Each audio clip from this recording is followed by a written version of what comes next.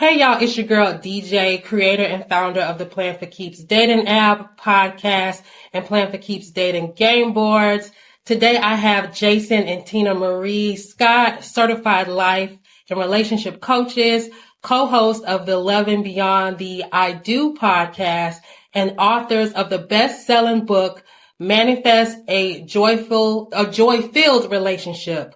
With over 33 years of marriage and extensive experience in guiding couples and singles towards fulfilling, long-lasting relationships, they specialize in helping people develop emotional awareness, establish healthy communication, and create genuine, joyful connections. Today, they are here to speak on how to find authentic love and clarity in the dating world, and we'll break that down in 3 different subcategories. How are y'all today? We're doing fantastic. And thank you for having us, DJ. We're excited to be here. Yes. Glad to be in the space. Yes, I'm excited to have you guys come on. So I'm very glad you guys reached out to me. Before we dive into our topic for today, I would love to get to know more about you. I know the introduction pretty much explained it all, but I'm always curious on why does one become a coach? Why does one decide to jump into the service industry? It's definitely a service industry. Oh, that it is, right? So, dealing with people is no easy task. No. It's not. You gotta love the work, though. You do. It's rewarding. It is rewarding, but sometimes people, they want results, but they don't want to change for the results. Yeah. So that's the difficult part. They have to put in the work, right? So most people are like, I like your relationship. I want to have that. I said, listen, you can't have the relationship that I have unless you do what I did. And if you're not willing to put in the work that I did, you definitely can't have the relationship that I have. So, but it comes with a lot of work, right? People think that I'm going to meet that one. Even if I meet the one, will I be able to keep the one if I stay the same person? So for us, I think early on in our relationship, when we first met, we were friends first. Yeah. I was and we were really, really young. I was on my way off to college and I was not looking for a commitment. Mm-hmm. And, he had just got out of a relationship and, we just clicked as friends. And so, I put him in the friend zone because for a long time. I was like, I'm going to college. I don't want anything holding me back. You see so many people who go off to college and they're like, I got a boyfriend or a girlfriend at home, but I'm still doing this on the side and I got to sneak and I have to lie. And that just wasn't my preference. That wasn't what I was looking for. So I was like, if I go to college, I want to be free. We can be friends, but that's the extent of it. And so the whole time I was in college, we were friends. And then, so we were friends for 3 years. Until I couldn't take it no more. I said, how does one break out of the friend zone? I know you're probably going to get into that, but I know a lot of people. You know what? Listen, you know what? I was in there so long. When I think about it, it's like I have PTSD about it, right? I'm like, I don't even want to. So I don't even want to think about the friend zone. But okay, so we made an agreement, right, to be friends. Yeah. Right. And I agreed to that friendship. But as we went on, I'm like, man, this is the person. I know it. I know it in my soul that this is the person. So now I have to now break our agreement. I have to go against what I've already agreed to. And so he was like, I want to be more than friends, which I could tell, that he wanted to be more. Plus, even as friends, I could see that I was a catch. That's it. That's it. No, he possessed a lot of the qualities that I wanted in a future mate. I was like, okay, he's a gentleman. He's respectful. He's conscious of my feelings. He's considerate. Like he would be a great father, a great husband. So he did possess a lot of the things that maybe, people at that age didn't have. He kind of knew. And I think that's what I was going into. So we kind of started with a good foundation of who we thought we were. I wasn't looking for someone to define who I was, and he wasn't looking for someone to help define him. We kind of came to the table. People say, well, what are you bringing to the table? And it's not necessarily monetary. People always say, well, I have my own house and my own car and my own job. it's not always the material things of what you bring to the table. Right. It's the mental and the emotional things that you bring to a table that, hey, how can we build together? Right? Because if I think I have everything, then I think I got it going on by myself. And we realize that no man is an island. So I think that was the great premise of our relationship, is that we we established a friendship, and it was authentic. No one was trying to be something they weren't. I mean, the very first night we met, and we don't have to go into it, but the very first night we met, it was weird because our friends were meeting each other. Yep. And we just happened to be there. Yeah. And yeah, so it was. And they're no longer together, but. Yeah, and it was a lot of sarcasm. It was a real funky start. Yep. And so his friend was like 5-6 hours late. Yep. And I was telling my friend, don't open the door, because if somebody doesn't respect you enough to be on time, and back in that day, there were no cell phones.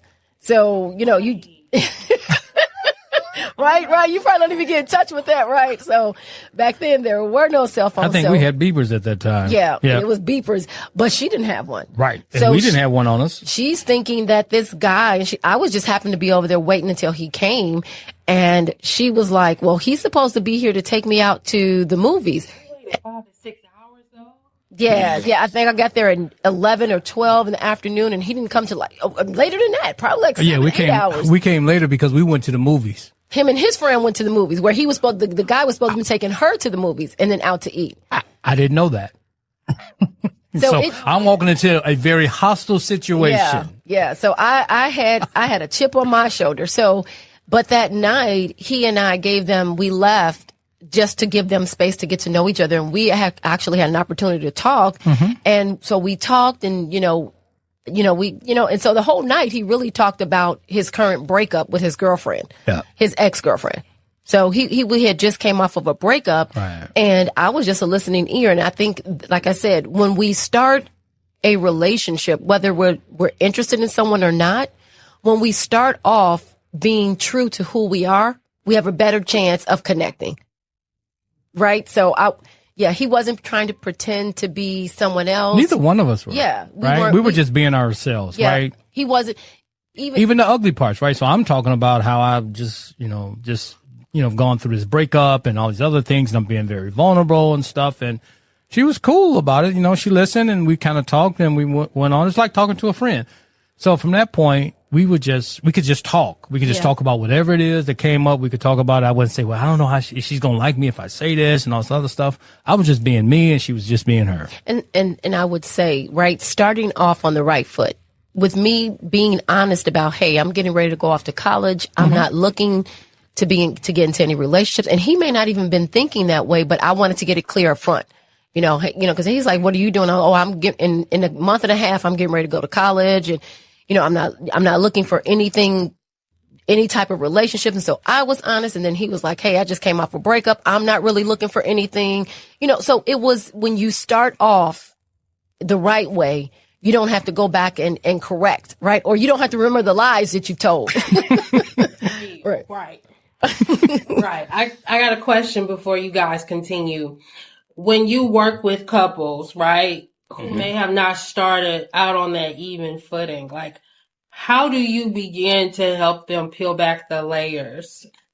Well, see, one thing about coaching is that we don't do therapy, right? And so sometimes people think you need to go back to correct. Really, what you need to do is we need to say, okay, where are we at right now? And where do we need to be? It's sort of like, let's compare it to going back to school. Let's say you wanted to go to college and you didn't. It's 10 years later after high school. Do you go back and say, well, I went to high school and I did this year and I did? No, you say, okay, this is where I am. I'm 10 years, out from older, high school. Yeah. Right. And I want to go to college. What do I need to do right here, right now to make that happen? So when we're coaching people, what you have to do is, one, you have to be coachable, right? You have to be willing to learn something different, because if you could be where you needed to be, you wouldn't be where you are right now. So, but we have to start from where we are. We have to have a clear idea. And both people, if they're in the relationship, both people have to be willing to do their work, right? So oftentimes you have a couple where the guy wants to come or the girl wants to come. When you're in a relationship, both people have to be willing to do the work. So we have to start where we are, evaluate where we are, take a clear inventory of what's going on, and then make a clear path to where we want to be. And as long as we stay on that path and do everything that's in alignment with what we want in our relationships, we will definitely get there. And so often people want to, as I call SOS, get distracted by shiny object syndrome. Right? We see this and we see that, and this person tells us I want this. And, I've seen this on social media. I want to have this. Right. I want this kind of love affair, all this other stuff. And here it is we're trying to base our relationship on something else other than what we truly want within ourselves. Right. So one of the first things that we work with, what does your relationship look like to you? I mean, what is the most important part of the relationship? How do you want this? How do you see this relationship unfolding? What is the most important parts to you? Not what your parents might have told you, not what you've seen growing up. Right now, at the adult age that you are, what's important and how do you want your relationship to play out? Most of the time they see a certain image of a relationship, but they don't know what that means for them. So people say, I want to be happy. Well, happy is a surface level answer. What does happiness look like? What does happiness feel like? Because happiness for me could be him getting up in the morning, making me breakfast, right? But happiness for you could mean that you come home and you clean up. So happiness is everything is different. We always say there's no such thing as one size fits all, right? But you have to be willing to realize that you can't do something that someone else does. You may ask a friend, well, what do you all do? And they say, well, we do this. And then you try and it doesn't work. Right. That's because they're not you and you're not them. Everybody's happiness, everybody's joy, everybody's love is totally different, right? And I'm sure, all of a sudden all the young people are familiar with love languages. Are you familiar with love languages? Yep. And so what happens is that you get half the answer.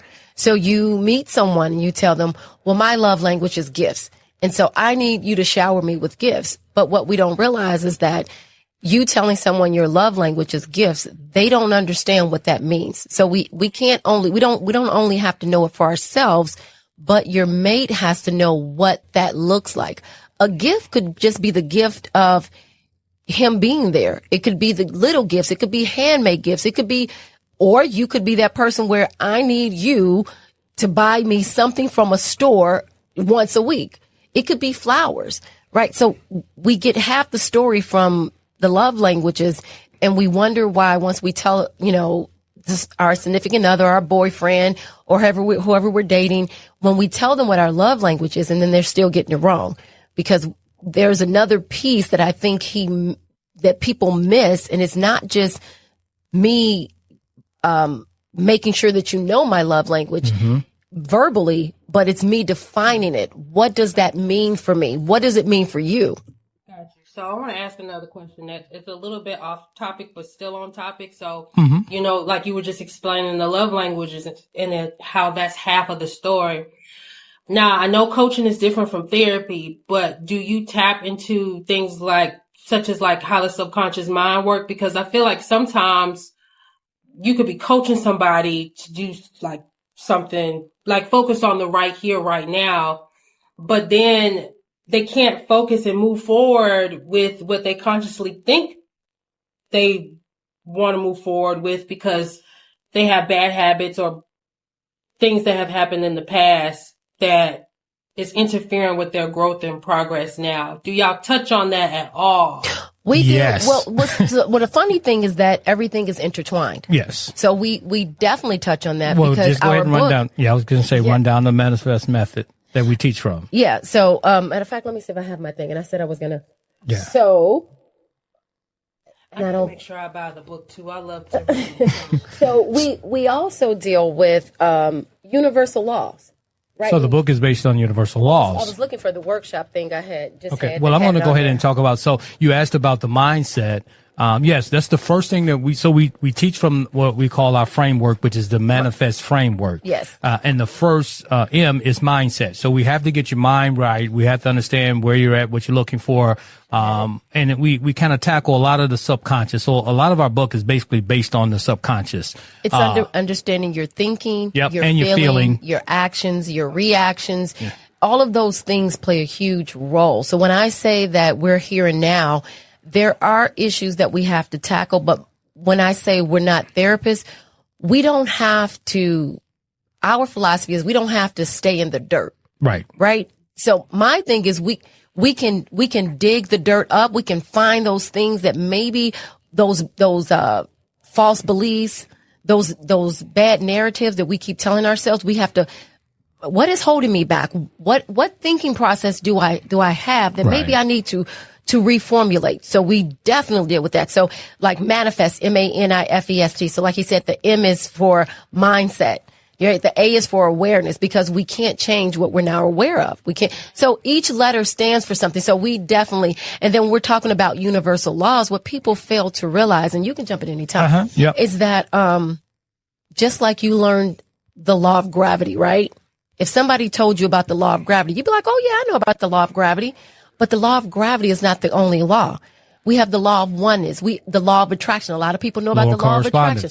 They know about the law of attraction, right? But they don't understand the law of attraction. Again, you don't get what you want. You get who you are. Who you are. You attract who you are.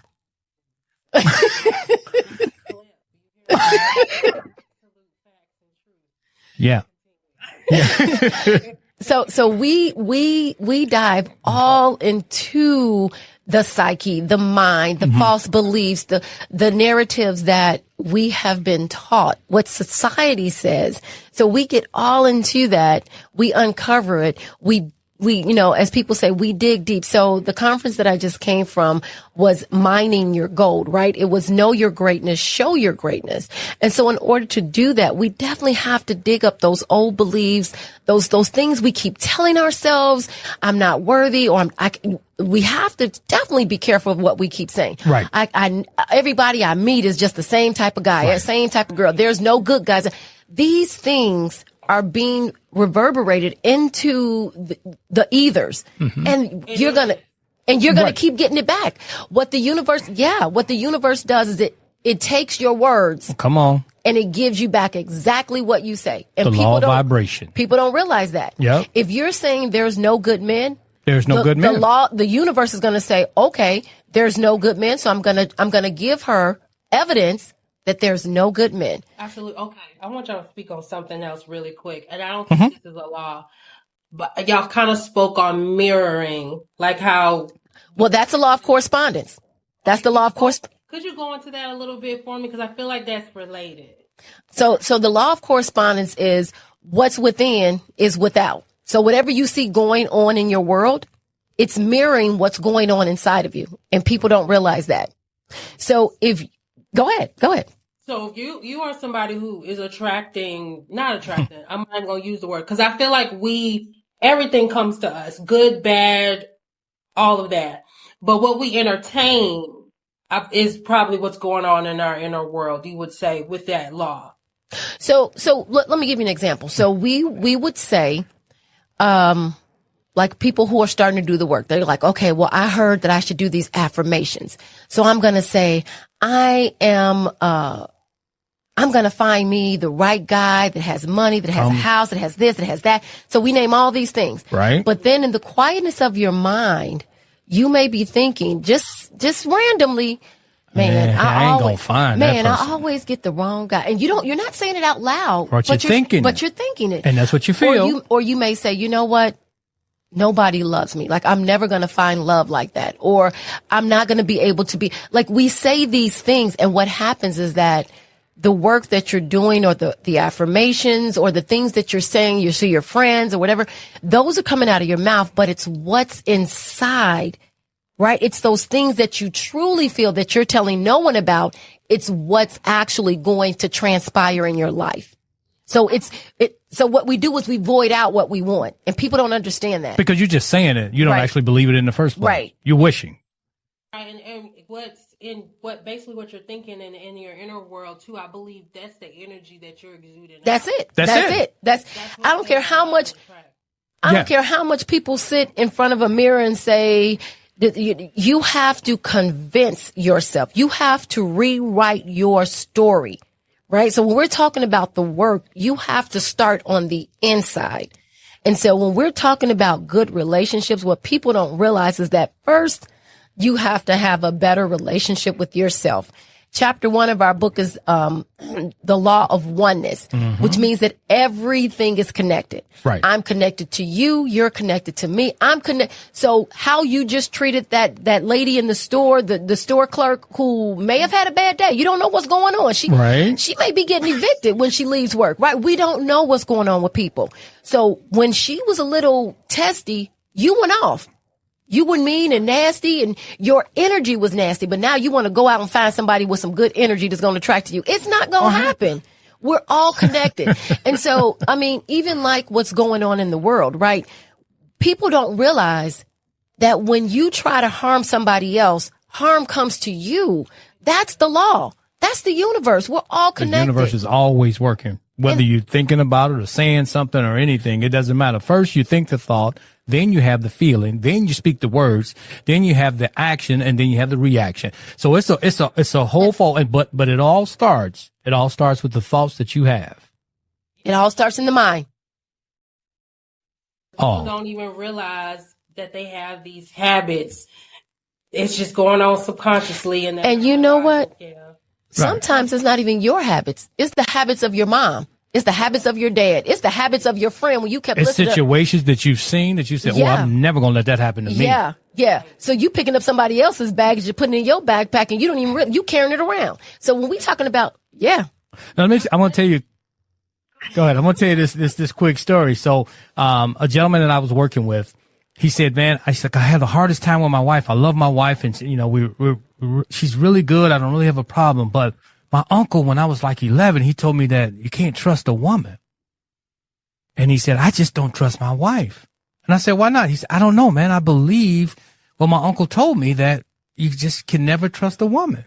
I said, you have 3 kids, you got a house, you're building stuff, and she haven't given you any evidence of anything else other than trust. You know she hasn't. But you're taking somebody, you have a grown adult, and he may not meant it that way at that time because he was probably hurt when he told him, or drunk, or a whole bunch of different things. Right. It could have been anything, right? Man, don't you ever touch no woman. Right. And so as an 11-year-old impressionable mind, this is what you hear and you internalize it. Now it has become, we talked about, people talk about planting seeds. That's a seed. Someone planted that seed. And from 11 to now 50, he's been watering that seed. I can't trust women. I can't trust women. So, that's what we're talking about. We're carrying around somebody else's garbage, right? Yeah. And we're wondering why. And so, when we're talking to young people, they go, well, we're in a situationship. Oh my God. Don't tell me nothing about not in a relationship. People, oh my God. And I love young people, but sometimes you come on, people. Y'all got to get this right. You know what? I got short patience for foolishness. No. I was just going to say, sometimes you guys make things a little bit more difficult than it needs to be. We do. And part of the reason why I started the dating app was because I was one of these people who would end up in these situations. And situationships. But my situationships would look like a real relationship because I would go in deep. You hear me? I know. Mode, all of that. And Yep. Guys, so I created my dating app because the last guy I was dealing with before I started doing work on myself, I wanted him to take an emotional intelligence test and he wouldn't. So my original idea, like after we broke up, and that was a whole traumatic thing, I ended up having an idea like, well, I'm going to create a dating app where these dudes, they going to have to take a compatibility. We're going to play compatibility games because I want to know where they're at emotionally. And I got one that's based on love language and attachment theory and things like that. And then I had to turn around and realize, like, while I was studying this stuff and working on myself, I was the problem. Thank you. Amen. You said it. Well, I'm glad you said that because part of we have a podcast. We have a live podcast on Fridays, and our podcast this past Friday. Well, I guess, this? I guess I don't know when you're going to air this, but Right. okay. Yeah. So One Friday. you can edit that, right? Yeah. So on one of our Fridays, we did personal development and the importance of it. And what I try to express to people is that when you meet someone, you're getting to know them, right? You're not trying to correct what they're saying. You're just listening. You're just trying to, I'm this, I'm not. You're finding out about each other. But it's funny, once we get into relationships and you find out a little bit, you do a little bit of work on yourself. You go, I found out about the love language. The first thing you do is run to your mate and say, do you know the love language? Did you take the test? And you need to do this, you need to do that. You need to... So we're trying to change the person. We're trying to throw it up in their face, what we've learned. And that's not what personal development is. Right? Everybody has to be at their own pace, their own journey at their own time. And if this is not the person for you, keep it moving. Stop trying to take red flags and turn them into green flags, right? Yeah. See the flag. All I used to do, you mean like, and it'd be a burnt flag. It ain't even Right. And you like, no, that flag ain't for me. That was somebody else's flag. Yeah. And so what we have to do is the self-work has to be done first. It's what is transformed in me that now I am projecting, as you said, a different energy, a different vibration, a different frequency. And I don't have to worry about somebody taking the emotional intelligence test because guess what? If I did my work, I'm going to attract somebody who's already there. Emotionally sound. Yes. And that's what I meant by I think we came off on a good foundation. He knew who he was. Oh, yeah. I knew who I was. And we weren't really we've never did the societal what your role is. True. I'm a strong woman. I come from a family of strong women. Yeah, it's a lot of them. Yeah. And he was able to accept me for who I was. Yeah. I didn't have to I knew how to let him be a man, Right. but he still opens up the door. He still does. I could still be strong and still be a woman. Right. That's where we failed to miss the mark. I can bring home the bacon. I can fry it up in the pan. I can cook it. I can eat it. But I still knew as a woman what I wanted and how I wanted a man to treat me. And so when I knew that, if he wasn't willing to do that, then I would have known right off the bat, this is not the guy for me. Right. I think we both felt the same way. Right. Yeah. So people say, he treats you so good. I had to show him how to treat me. True. I had to know how I wanted to be treated. Because I have an idea how I want to treat you. Right. And then sometimes if you don't say anything, I'm going to treat you the way I want you to be treated. That's how men think. Right. Okay, I treated my last girlfriend like this and she was cool with it. I'm going to try it on you. And when we dating, I'm going to push the envelope. I'm going to see how far I can go. And it's unfortunate you have to play them games. Yeah. But that's what life has come to in this day and time, in this generation. Absolutely. And I think for a while, women would just not set boundaries because that's what I wasn't taught that. So go ahead. No, you go. Yeah, I wasn't taught how to set proper boundaries. So I didn't set any in relationships. So a guy would come in and he would push those boundaries and I didn't know where I ended or began. So, and I think if that's what's going on with the situationships and. Yeah. Well, first of all, we have to understand what boundaries are. So most people think you're setting boundaries for the other person. Right. Boundaries are not set for the other person. Nope. Boundaries are set for you. I'm setting this boundary because I know how I want to be treated, how I don't want to be treated. And I know if somebody does this, that's going to make me uneasy. That's going to take me off my square. This is not, this defies what respect is for me. Mm-hmm. So boundaries, first thing we have to understand is boundaries are set to protect us. Right. Our mental, our physical, and our emotional state of beings. And if we don't do that, then somebody else comes in and tramples them. And now we are emotionally discombobulated.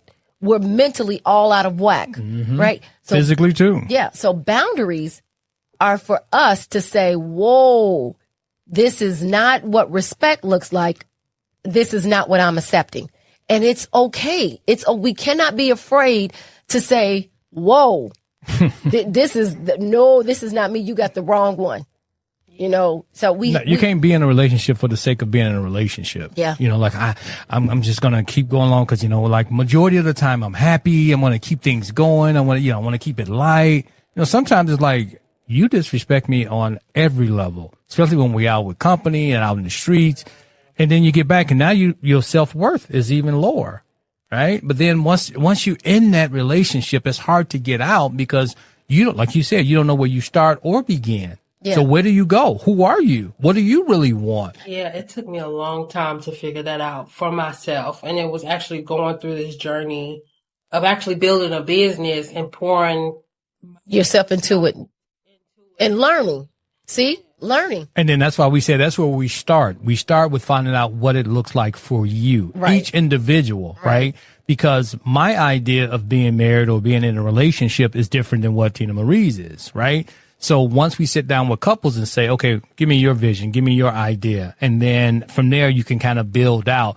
But if you go, well, whatever he says or whatever she says, I'm going, no, that's not how it is. I mean, we're individuals. Yeah. You have an idea. So let's find out what your ideas are and let us move towards making that happen together. And we cannot be afraid to speak our truth for the fear of losing who we think we have. Right. So you want to say no, but you don't say no because you don't want to hurt someone's feelings or you don't want to lose the relationship, but you've already lost. If you can't be so we're talking about our authentic selves, right? If I can't show up in this relationship and be able to set the boundaries that shows me respect, shows me love, fulfills me what I need in this relationship, right? I'm coming to the relationship whole. So first, we can't be broken. We can't be looking for someone to mend our pieces back together. Yeah. So we have to do, and that's the biggest thing we try to tell people. You have to do the self work. Yeah. So when we were dealing with married couples, right? Or long, people who are in relationships, long-term relationships, what we have to really get them to understand is take your eye off your partner. Yeah. Well, he doesn't do this and she doesn't do that and they won't do this. But like you had to realize that some of the issues come from you. Yeah. It's me. I mean, you can't be mad at your partner because you allowed them to trample over you.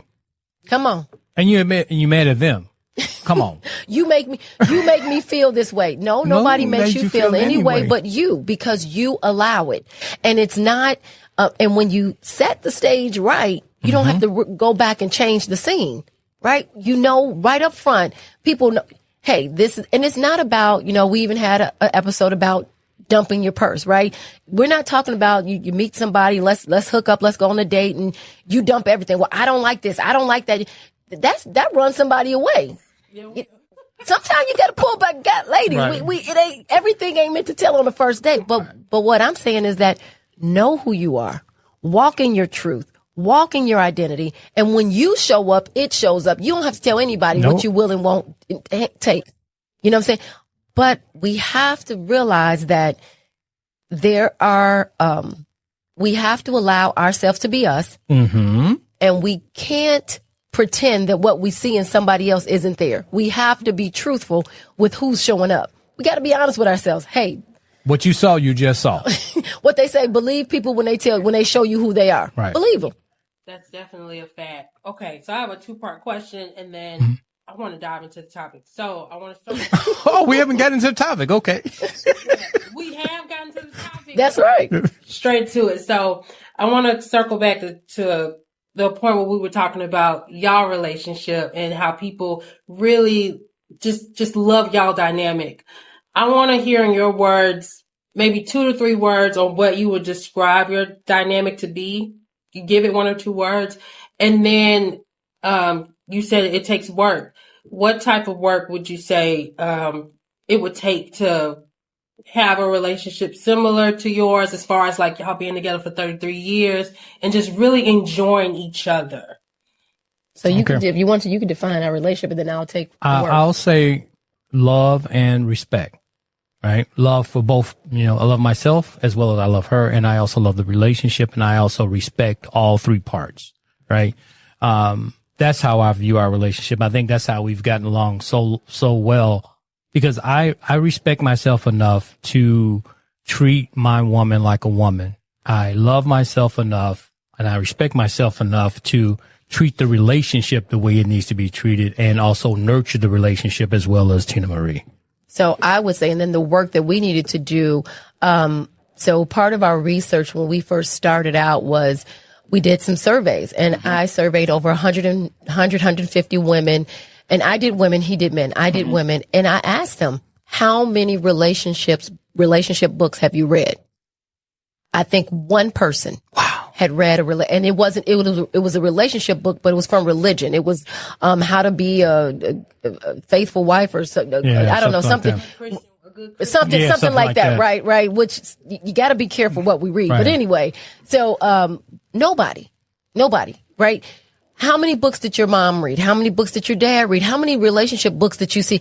How many times in school did it tell you, hey, if you want a good relationship, go get some education? So the work that we had to do was to realize that we don't have all the answers, and especially at a young age. Yeah. Right. And so, we went to workshops. We went to conferences. I read books. I asked people who were older than me that were married for their opinion, not necessarily advice. You know, hey, right. What do you all do? You know, stuff like that. Because if they're jaded, they're gonna give you you make sure you keep your money just in case things don't go right. You got to get out. So you have to be careful. You got to be careful about the information that you get, who you solicit. Right. So, but I think we were so just different. I want to say we knew that the work that needed to be done was on the inside. Yeah. And so, like I said, we surrounded ourselves with things that helped us grow. Mm-hmm. We continually worked on ourselves. Yeah. And another work we did is that we fed into his strengths and my strengths. Yeah. So where he was strong, he played into, and where I was strong, I played into. We never looked at each other's weaknesses as a weakness. Right. If I'm strong in that area, we can work together. And that's the thing. It's like it was a puzzle that came together. You know, most of the time, not all of the time, you will attract a mate that kind of completes you, right? So, hey, I'm a little weak in this area, but he's great in this area. And you have some things that are the same, but so we continue to grow. And I think our religious faith, we go to a church that, supports the growth that it takes from the inside. It's not false beliefs. It's how do we apply the Bible to what we're going through right here, right now? It's all about self work. Okay, hold on. Two, why you guys decided to start coaching? I know that you said you surveyed over 150 women, and then you surveyed a certain amount of men. Yes. Was that a part of the journey of you deciding to coach, or is that were you guys already coaching? Like what was the pivotal moment for you to be like, okay, we need to share what we know with others? We kind of got thrown into it. That's the truth. So we've always had a good relationship, not perfect. We have our flaws. And people would always come and ask us for, questions, or, our kids played competitive sports, and we would be at, traveling all over the country, and then people was like, hey, let me ask you a question. So we would get those type of inquiries. And then one of the work was we were a part of a married couples club at our church, because we surrounded ourselves, right? Okay, positive people. So we were a part of it, and then the leads, the presidents of it, one of the spouses made her transition. So they were no longer ahead of it, and so we kind of got stepped into that role. And we at first we were like, "Whoa, dude, this is like, do we want to lead this?" Like, that's a big thing, because even though we gave advice and we were part of it, we never looked at ourselves as the leaders, coaching, or a field that we wanted to go into. Right. And so once we took on that role as presidents, it just kind of evolved. It was kind of a natural thing. I think God was planning that for us all along. It was just natural. And like I said, it's not easy. It is rewarding. We love talking to people. We love sharing the information, and we love people when they get that aha moment, that awareness, and then the transformation that comes, right? Changing relationship, changing the dynamics of the family. So it's very rewarding, but not necessarily easy, because sometimes we're so stuck in who we think we are that it's hard for us to break the habit of what we really are, right? We were born with perfectness.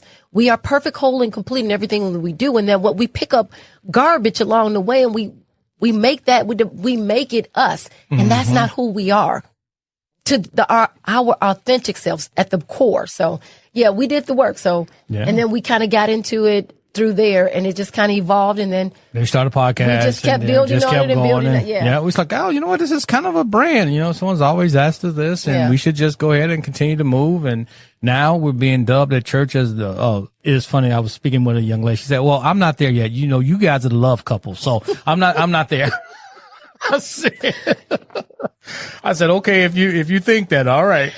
And even when we wrote our book initially, we started out writing a book, right? Because we knew that was kind of the next logical step to write a book. And it was for couples.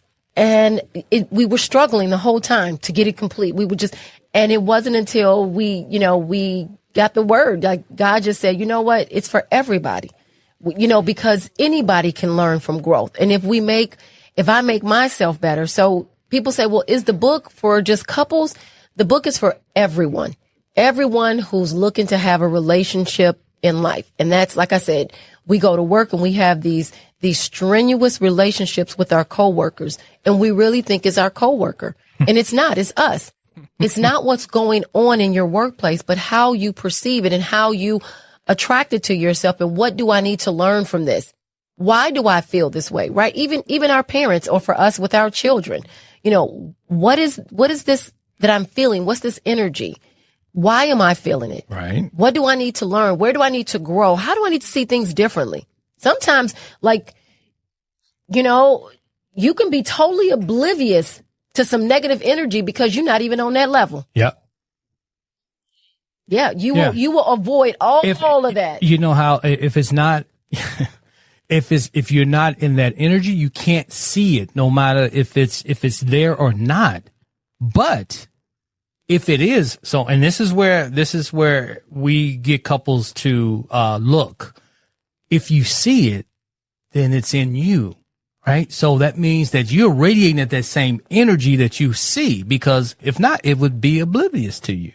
Yeah. So then, that may be too much for people to handle. And it's a lot for people to handle. I keep getting a guy that does this, and this. I said, because you're drawing that to you, and people can't necessarily handle that. I'm not drawing that to me. Well, and for my instance, so when I think about that and I think about myself, like for me, I'm a very ambitious person, a hard worker, and I would attract the complete opposite. And my question for you is, dang, I just had it and I lost it. I'm so upset. You too young for that. Yep. I would attract the complete opposite. I'm 34. Mm-hmm. Young. We've been married 34 years. Oh, come on now. Y'all been married my whole life. Okay. So my question, I'm trying to remember it, because I feel like, okay, if I'm upset because I feel like this person I'm giving them all the tools. I'm trying to get them to push and do.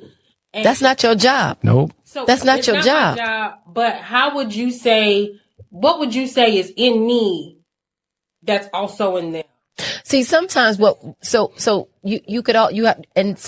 not for me to answer. It's for you to answer. You have to do the self work. Mm-hmm. Hey, because you're attracting them. So they're showing up in your life. So the thing is, was my father a hard worker? Was my mother a hard worker? Did my answer, I found out, was more so of a validation thing. I was just going to get to that next. Yeah. Yeah. So it was definitely validation for me. And as far as my parent dynamic, I did watch my mom and my dad, their relationship is just straight codependent. Like, they didn't even have friends really outside of each other. And that's something else I kind of modeled as well. Like, I had friends. Right. But everything was, yeah. You were trying to make it your relationship. Everything was still, everything. My main thing was my relationship. Like, I don't think my mom had friends outside of work. Like, because my dad was so jealous.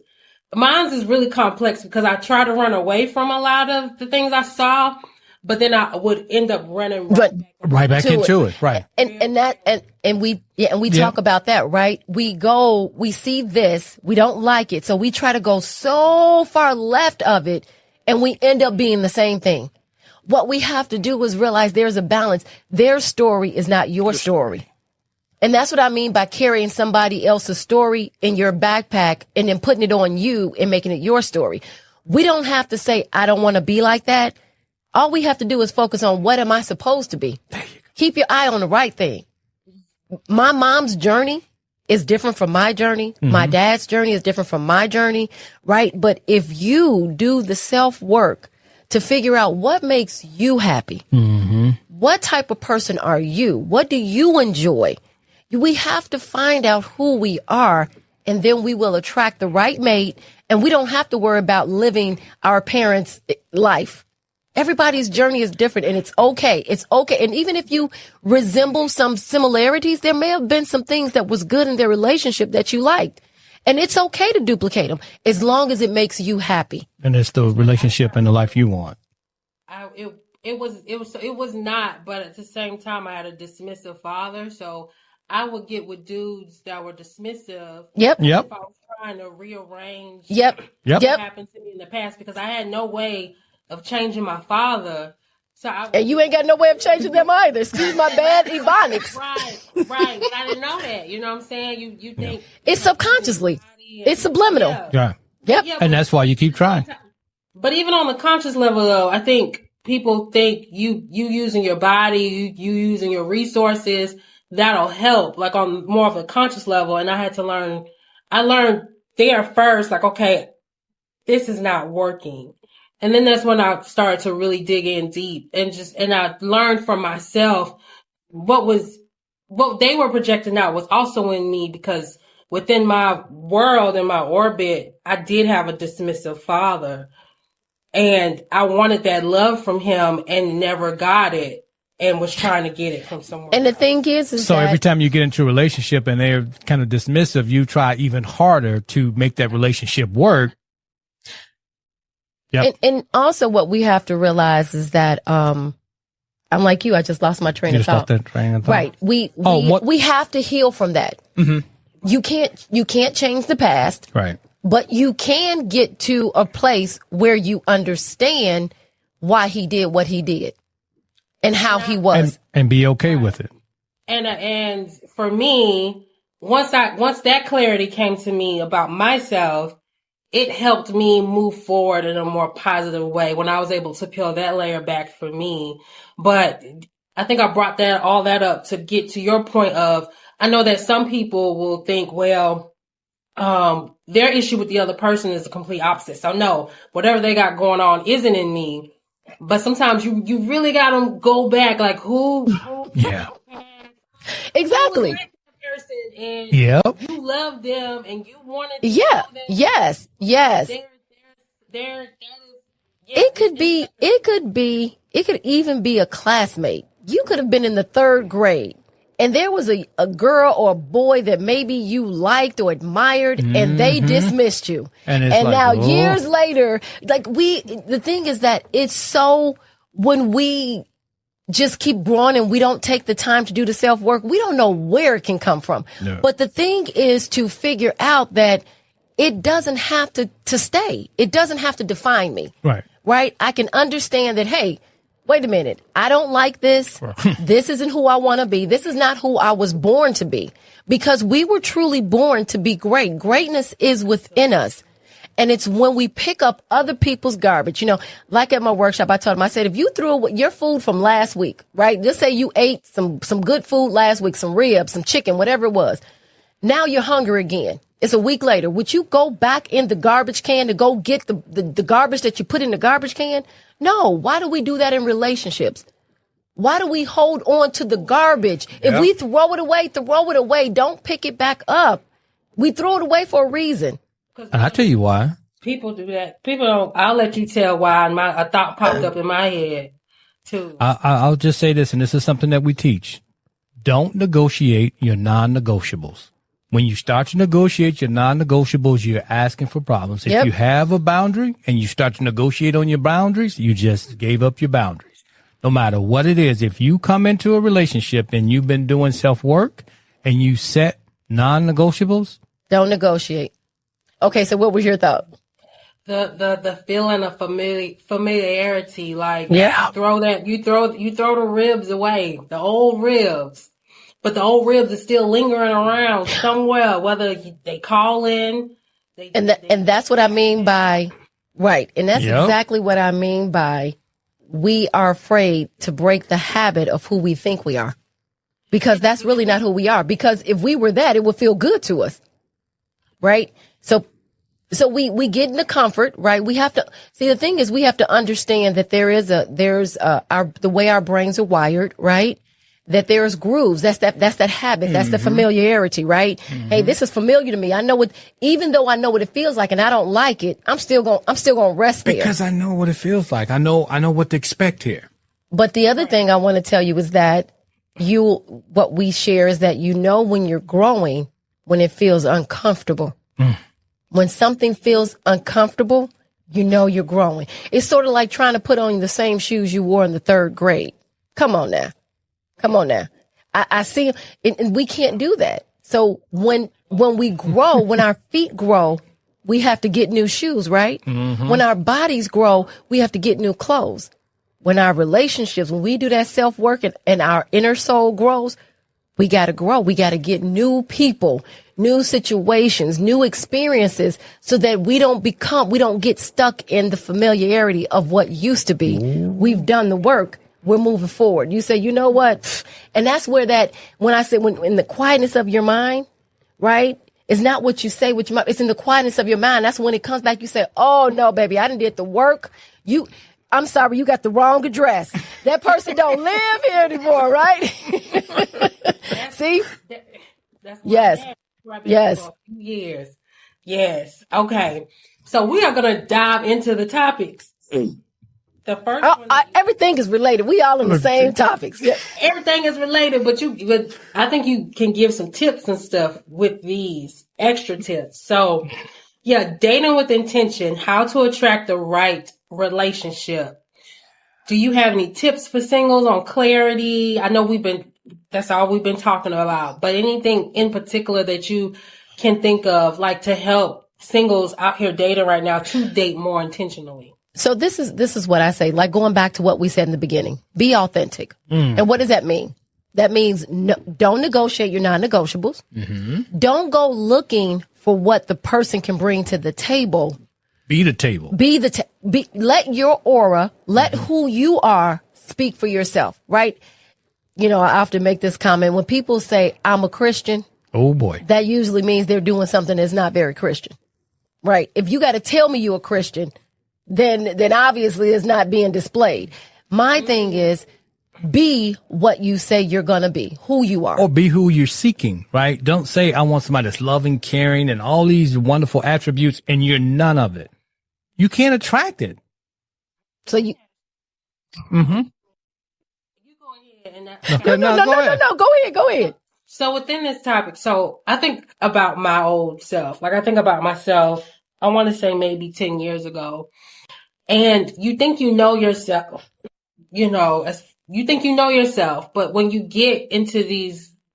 got into these relationships, like I said, I didn't have any boundaries, and I was the type of like, whatever you want to do. And like, if you have a client that's kind of like that, and maybe they're beginning to realize like, hey, this isn't working. Like, how do you help them maybe build their self-concept, or like help them realize that you need to figure out who you are before you even jump back into the dating pool? Because I really thought I knew who I was. I know. I look back to my 22-year-old self and I say, I really thought I knew everything. I did too. So that's when it I is got amazing married. how the mind makes you really think. But first thing I would tell them is forgiveness. You have to not forgive the person. You have not forgive your parents. You have to forgive yourself, right? You have to do, the first step is forgiving yourself for what took place, because guilt and regret and I shouldn't have and I wouldn't, that is a crippler. You cannot move forward until you erase the space to allow yourself to become something different. So, I mean, you know, we didn't know any better. We thought we knew it, but you say, you know what? I forgive myself. I love myself. And then the other thing, and I don't know if you want to say something, but also self-love. People don't understand what that means either. Right. And it's not to be selfish either. Self-worth comes from loving yourself, which means that, you know what? I am beautiful.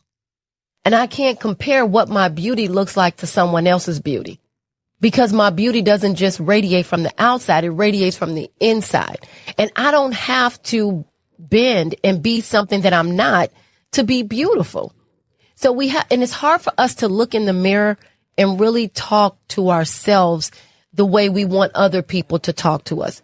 We want a man to say, you're so beautiful. And you might not get that. We want a man to say, you're lovable. Everything you want someone else to tell you, tell yourself first and believe and keep telling it.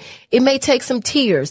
It may take some you looking in the mirror and not really liking what you see, but keep doing that work. Keep doing that work, because if you don't forgive yourself and you don't start to see the true you, the spiritual you, then you can never value yourself, because value doesn't come from how big your butt is or how pretty your face is, how long your hair is. Value comes from who you are as a person. You were given that at birth. You are value, and you have to reflect that. You said two things that had really made me think, like, if I would have heard it 10 years ago, it would have helped me. When you said forgive yourself, like, you know, what came to my mind is, if you don't forgive yourself, like you said, it doesn't give you room to grow, and you think you have to stay in this box, you know. And you're going to keep beating yourself up about it. Right. Why did I let him do that? Big. Why didn't I value myself more? And then you find yourself right back in that same type of situation. Yeah. So you know what? I did it. So what? Right. So what? I had to do it in order to get to where I am. That's how we have to see things. Learn from your lessons, and life is lessons, right? Relationships is a challenge and a lesson. So as we work with couples, we say, or individuals, individuals, we say, what did you get from it? From the challenge, from the experience? What did you learn? Not what your spouse learned or anything like that. What did you get from it? Because if you don't learn the lesson, then you're going to constantly repeat it. And we're trying to minimize that learning curve, right? If you can get the lesson early on, you can move on to the next thing. But again, a lot of times people in relationships, and then they say, well, they did this and this is why this fell apart. No, but you're not getting what part you played. You had something to do with it. And in our book, we definitely stress that don't look at challenges or heartbreak or things that you may look at in the past as something devastating. Look at it as an opportunity. Everything is an opportunity. Mm-hmm. That was an opportunity. Something was trying to tell me I needed to grow, that I needed to love myself more, that I needed to look at things differently. So it was an opportunity. 10 years ago, you had the opportunity to become a better person. You learned some things and maybe you experienced it again. But the next challenge with the next guy was another opportunity. And then the next opportunity. And each opportunity was a step, right? So it's like when you are 5 in your kindergarten, right? You learn your ABCs. First grade, you learn how to read. You know how to put those letters together.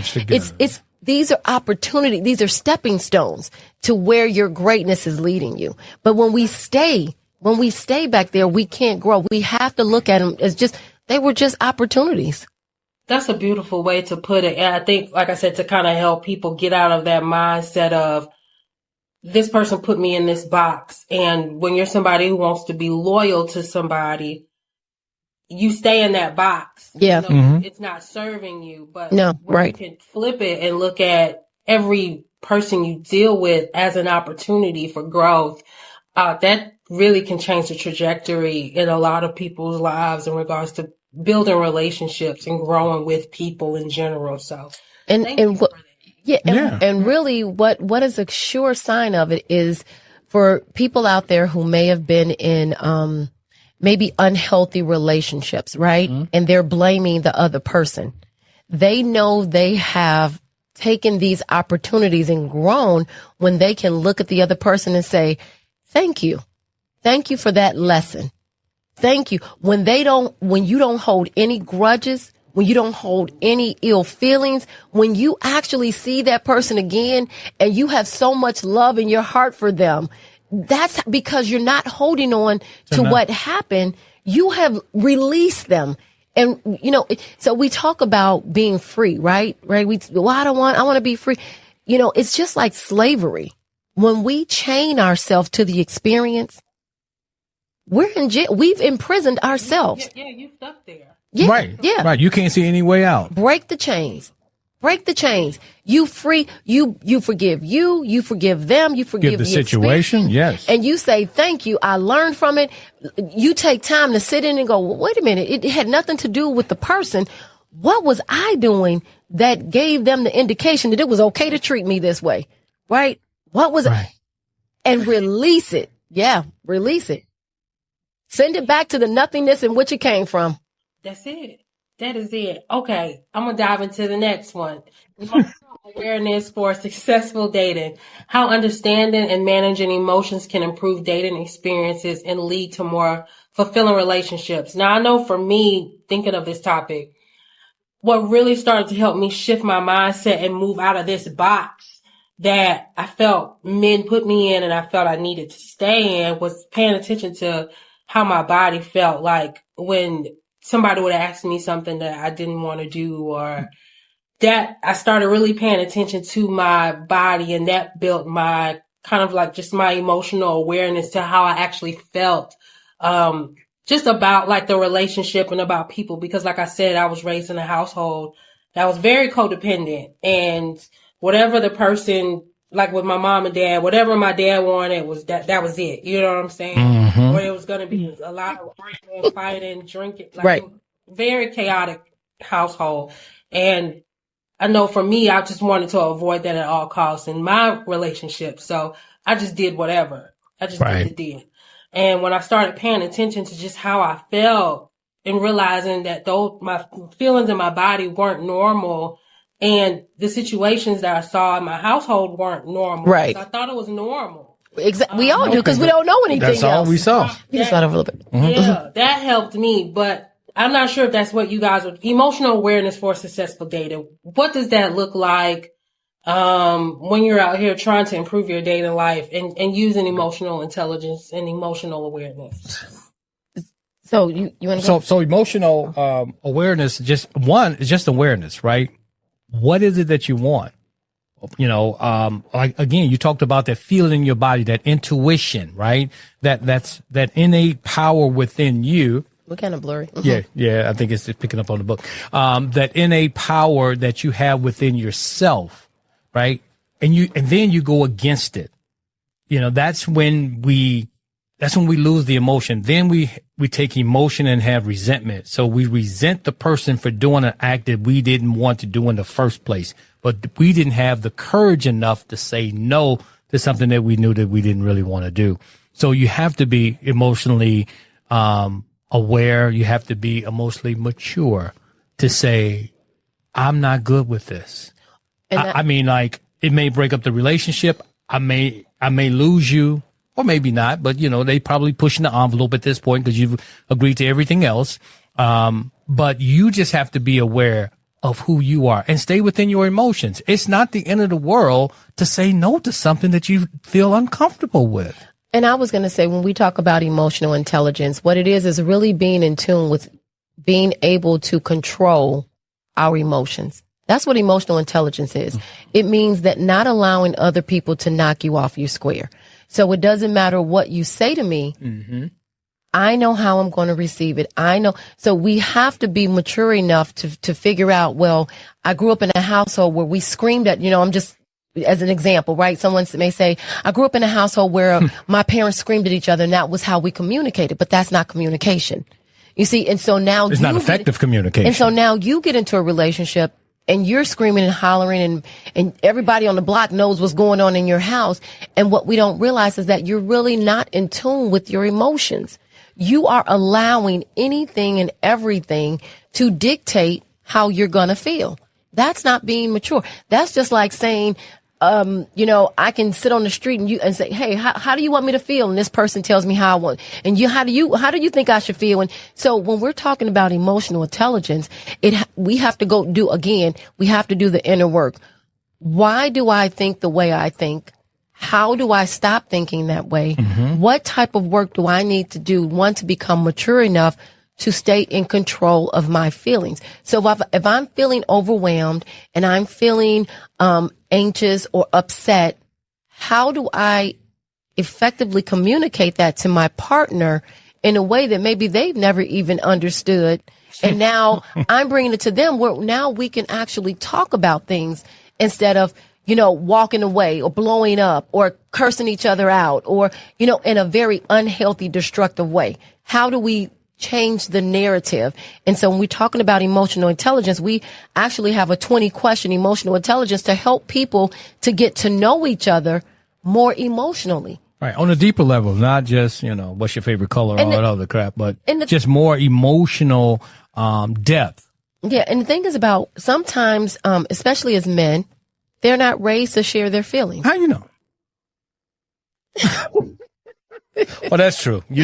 Right? So we just don't share. We weren't raised to share. It makes them weak. Yeah. I'm not going to tell you how I feel. I don't come across strong if I'm telling you the most vulnerable parts of myself. I'd rather curse you out, walk off, hang up, don't talk to you for 5 days, and then come back and hope is right.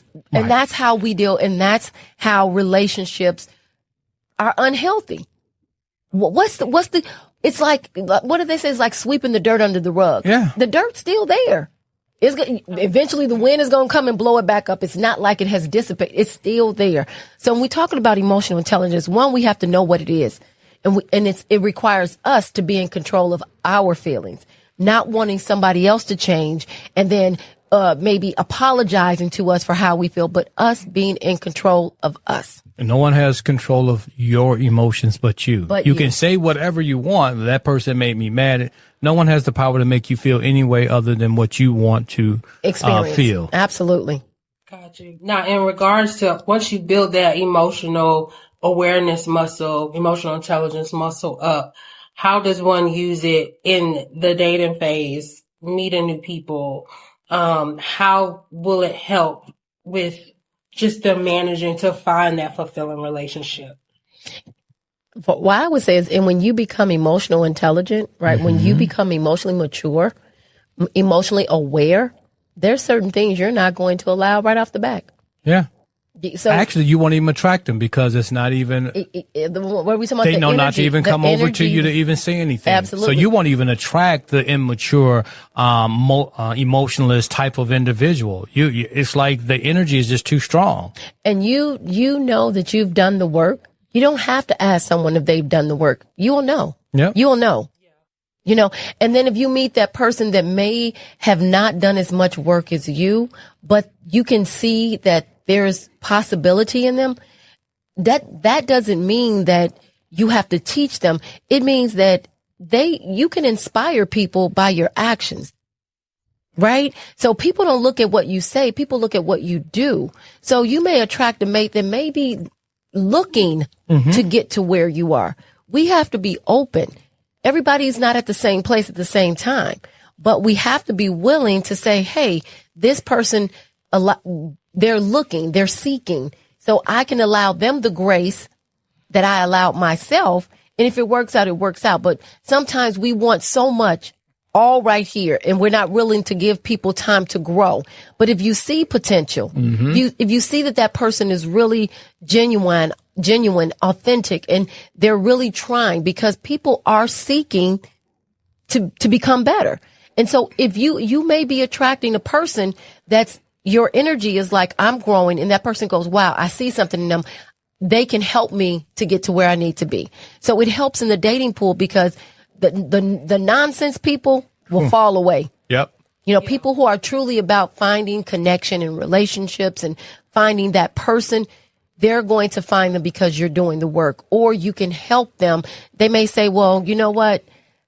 I've realized that I was immature in my past relationships and I'm looking for someone that can grow with me. And so maybe you can help them along their journey, right? So there's a lot of gray area, but and like I said, there's no right and wrong. It's a journey that as we live this life, we realize that sometimes things are not going to be what we think they're supposed to be, but they turn out great when we look at opportunities. Absolutely. I definitely agree with that. As far as the potential piece, I know, like I said, I agree with, I think it's okay to date potential, but I think we got to be careful with that and really figure out what does real potential look like. Mm-hmm. Your boundaries, right? Your boundaries, your non-negotiables, right? I'm not saying take on projects. Right. I definitely don't take on projects because, because I know people can have potential in that, but you see it tangibly that they're working on themselves. Exactly. A talker, because I know some people they're confused about that potential piece, and they think potential show up as material things, right? Or they may know that their soul is seeking something, they just don't know where to go to find it, and you may be that piece they need to help them. I often tell people that really what makes a great relationship is supporting each other. I support him and he supports me. And it's backing him or seeing the potential in him that maybe he can't see in himself. Right. And then being his encouragement, right? I'm not saying that he's not his own encouragement, but sometimes we all need a little encouragement, not faulting him for not believing in himself at a particular point in time, or him not faulting me, but hey, I support you. I believe in you. You can do this, right? So that's what I mean by you see potential. People who are actually seeking and may not have had any type of environment that they don't even know where to turn to get emotional intelligence, or that there is any such thing as self and personal development. Right. We have to understand people come from totally different walks, but that doesn't mean they're not a great person. That just means that they haven't been open to the opportunities that maybe we may have had. Right. They just need some skills. That's it. I mean, it's just skills that they haven't learned. Got you. Okay. And the third and our final topic, building trust and communication in the early stages of dating. Do you guys have any strategies to establishing strong foundations in your relationships? Yeah, stop lying.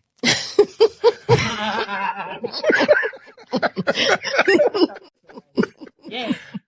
I mean, if we just want to be simple, right? Simple answer. Right. So if we could just come to the table and be who we are, and not all the falsehoods and everything. Just be honest. I mean, like if this is what you want, this is what you're about, then say it. Don't overshoot like, hey, I'm making six figures when you don't. You have this and you have all this stuff and you don't. I mean, just say who you are and what you have and what you're about, right? If you want to be honest. But again, we see someone and we have to impress. So let's one, stop lying. Let us be able to communicate without, fabricating. And let's be heard. We teach, effective communication.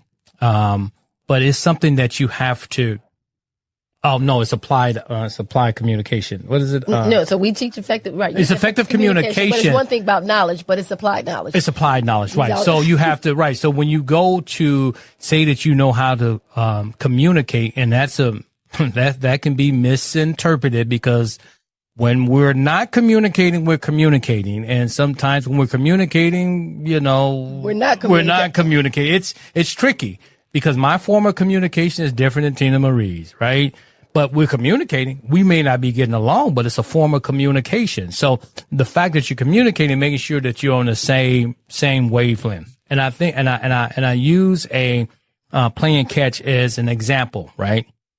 So a lot of things have to happen to have effective communication. So if we play and catch with the ball, I'll say a football. I have it in my hand and I go to throw it. Now a lot can happen once I let that ball go. It could get deflected. I can throw it to the left, to the right. Somebody can jump up and smack it. They can fumble it on the other end. Now they have to catch it and then they have to turn around and throw it back to me.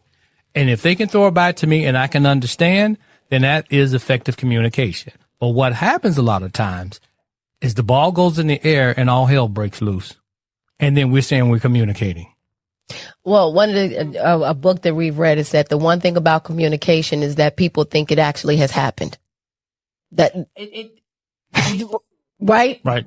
So go ahead. No, I didn't mean to interrupt you. I just started thinking about how I used to just be passive aggressive or make a snappy comment, but I'm not directly talking about my issue. Right. And I'm thinking that they should understand, okay, they just did this thing. Right. And they should understand that I'm pissed because they just did this thing. Right. And they have no idea. They have no idea. And they don't care.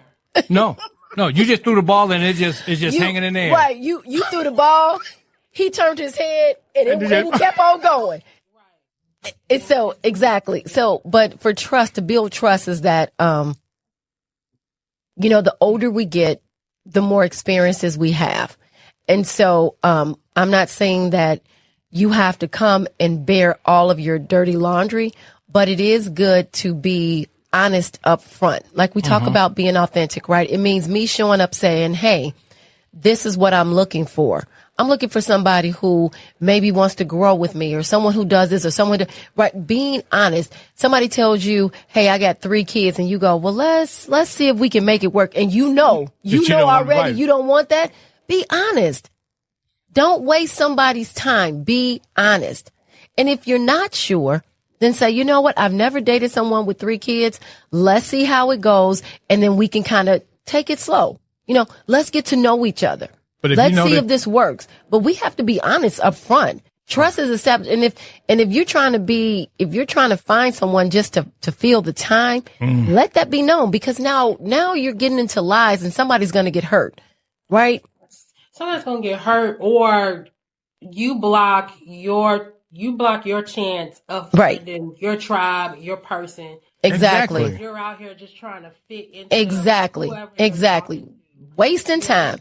That's something I had to learn, like just be honest and authentic. Even if I come off awkward or quirky, because I have moments like that, especially when I'm meeting like new people. Okay, so the first thing is, what we teach is we don't even say that. Yeah. Yeah, you're not supposed to, but I'm just saying in general. I know, but we just going. I used to think I came off quirky and awkward, but I don't do that anymore. But here's my thing, though. I don't mind it, right? Like, I don't mind, and that's just because I don't see it as a bad thing. Like, I have certain quirks that people probably won't care for, and I'm okay with that. So when I put myself out there and I'm just honest in general, and my personality, I put it out there, and if somebody's attracted to it, then somebody's attracted to it. That's right. And if they're not, they're not. And then I learned to be okay with myself. That's right. Yeah. So that's something I had to learn. Like, just be honest. Being okay with you. With you.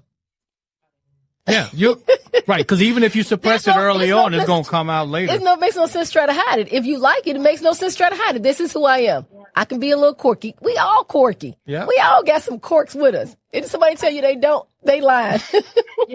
Right. And there's just certain things that I grew to love, like just about myself. Like, so, and yeah, I had to learn to just be fully honest and authentic, so the right people will come, and then learn to block off people who wanted to be in my orbit, but we weren't on the same level, and then just trying to play that nice girl. Right. Yep. You kind of let them stay, or you continue talking to them, and then the whole thing. And it's messing with your energy. Right. This is our camera is fuzzy the whole time. You have to excuse. I know. See if you can cut this. I'll see if I can fix it. I'll take your track. I think it's the phone. It's focusing on the book. That's what it is. Yeah, you know what? I think I'm on. I'm like, we've been traveling. Okay. Oh, that's better. Now y'all clear. See? But no, y'all have to try the book, because now I wanna order it now. And I want to bring y'all back if y'all are open. And I want to talk about just my perspective of the book, not giving away everything, but. Yes. Okay. More than for sure. Yes. Yeah. So you can go and order the book on Amazon if you want, or you can order from us and we can mail it to you either way. So just let us know afterwards. But yeah, it's Manifest. And now that it's Manifest, a joy-filled relationship. That's our shirts that's on. And it was an Amazon bestseller. And so it's really about understanding universal laws and how to apply them in your relationships. And it's all relationships. So if I can get myself together, then I'll have better relationships at the gym. I'll have better relationships at the club. I'll have better relationships at work. I'll have better relationship when the person when the teller tells me she go off on me, I can really just give her a smile and not let it affect me because I know that it wasn't about me. It's not always about us. And that's what emotional intelligence is all about. Getting myself together so I can be ready for the perfect relationship. I am excited. I'm after we get off, I'm going to go ahead and order it. I'm excited to read it. And I'm always interested in, I want to learn more about the laws and get more in depth. And with me being in the dating arena and your book, focusing on the laws and applying it to relationships, I'm like, yeah, I need to read this book. Yeah. That's right. It's all about mental and emotional. It's about our thinking and our feeling. Right. And if we could if we could understand everything in our lives that we experience first was a thought. It first was a thought. The mic that we're speaking into, somebody had to think about it and then create it. Right. Somebody had to think about this Riverside, and then it was, everything begins with the thought. So if you can think of what type of relationship you truly want to experience it and then feel it, you will have it. Then you can have it. Then you speak the words. Then you start using these laws that are there. You know, this is not some mythical, some voodoo, or this is the laws, the law, right? The law of gravity say if you go up on top of a building and you walk off, you're going to fall. Gravity going to do what gravity does. Exactly. So the law of attraction says you're going to attract to you exactly what you are. And until you do the work, you're not going to get anything different. The law of correspondence says what you see is what you are. You are your outside is a mirror reflection of the inside. Right? The law of gender is you have both feminine and masculine qualities. As a human being, you have both. So our feminine is our nurturing side, our feeling side, where the masculine is where we got to think. We got to do things. We got to be aggressive. But we balance. Right? It's just like if everything is in balance. The universe has to be in balance. You know, you have that supervisor at work that's real strong, but he's just, real manly, right? But he has no nurturing love or nothing in his aura, right? So he's out of balance. You already know that, right? But we know that we come with those both of those qualities. Feminine and masculine. Every person does. Every male, every female has masculine and feminine tendencies. And it helps. How do we balance them? And it helps you to matriculate through all your relationships. Oh, this person's a little bit too strong masculine, but they're not even aware of their whole feminine side. But it helps you to be a better partner, right? Yeah.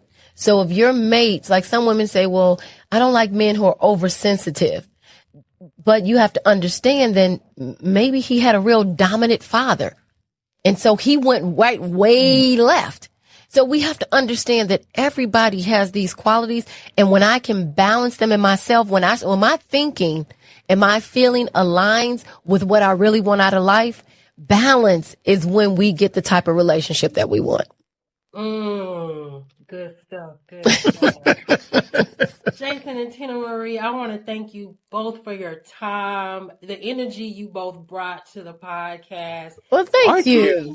All the nuggets y'all dropped. Thank you so much. Now, you told us where we could find the book. Where can we find you guys? Do you have any social media? Yep. Any websites we could get more information if we want to work with you? Absolutely. Sure. Our website is legendaryrelationship.com. No S. No S. One relationship. Legendary relationship. .com, and we are Legendary Relationship on all social media platforms. And they can go to YouTube to find our podcast, the ones, the video podcast. They can go to YouTube and they can hit that subscribe and follow button. Right. Or they can go and listen to our podcast. That's also on, Spotify, Apple, Google, all of those places if they listen to podcasts. So our podcast, you can find it on our YouTube also at Legendary Relationship, or you can go to Loving Beyond the I Do.